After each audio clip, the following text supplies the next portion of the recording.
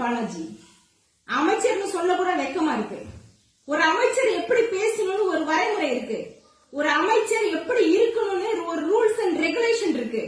ஒரு குடுகுடுப்பக்கார மாதிரி கையில 100 கயிறை கட்டிக்கிட்டு, தலையில முண்டாஸ் கட்டிக்கிட்டு, நெத்து நிறைய குங்கும தள்ளி பூசிக்கிட்டு இவர்தான் இப்படிதான் இருக்கணுமா? ஒரு அமைச்சர் எப்படி இருக்கணும்னு ஒரு ரூல்ஸ் இருக்கு, தெரியுமா அது உங்களுக்கு?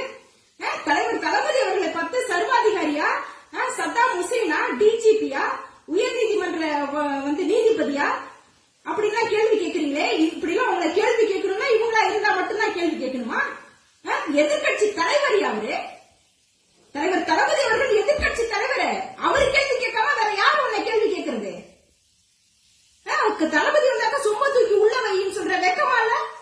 ஒரு கொள்ளைக்காரியோடைய மகன் நீ, ஒரு கொள்ளைக்காரி ஜெயலலிதா, தெரியுமா உனக்கு? நான் சொல்லல, கோர்ட் சொல்லுது. அதான் தீர்ப்பு.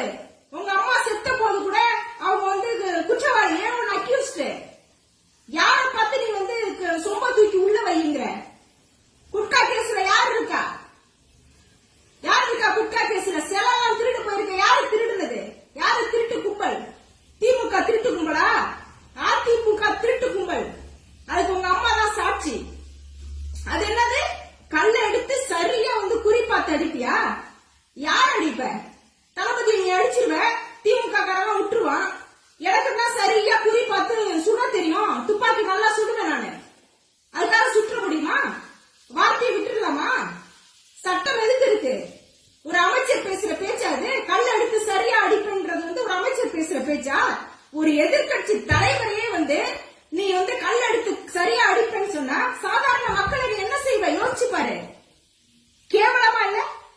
என்ன பேசணும்னு ஒரு வரைமுறை இருக்குல்ல, அது பணங்காட்டு நரின்னு சொல்ற. நீ விளங்கினமா? அப்போ நீ மனுஷன் கிடையாதா?